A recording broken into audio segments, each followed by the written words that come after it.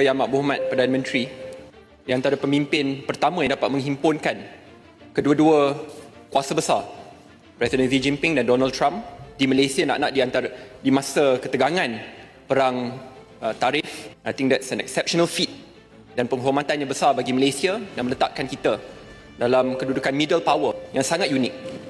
Persoalan susulan saya, tamatnya kepengurusian ASEAN, persoalan saya, what are the measurable outcomes yang telah berjaya kita capai dan apakah harapan Yang Amat Berhormat Perdana Menteri selepas kita tamat kepengurusian ini, bagaimana with your own personal rapport dengan pimpinan utama Blok Barat dan juga Blok Timur Tengah supaya kedudukan Malaysia sebagai middle power ini tidak hilang apabila kita tidak lagi menduduki jawatan kepengurusian ASEAN. Terima kasih.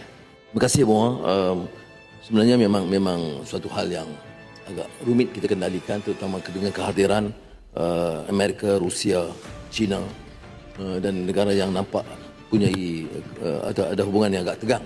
Apakah kemungkinan kita dapat teruskan peranan seperti pengurusi yang berlaku pengurusi ASEAN? Tentunya tidak, kerana status itu kita terima perubahannya. Tetapi hubungan Malaysia dan hubungan antarabangsa baik negara Arab, Asia, Amerika, Eropah, Rusia rupanya masih baik, ya.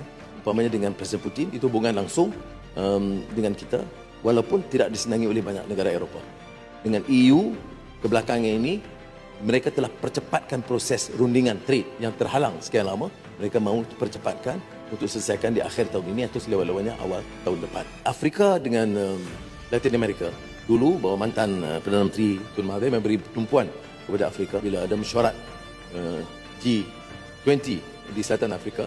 Saya akan ambil kesempatan untuk juga melawat satu dua negara Afrika untuk meletakkan peta dan kepentingan Malaysia di Afrika selain di Latin America, kerana Presiden Lula itu adalah di antara sahabat dan rakan baik kita. Apakah harapan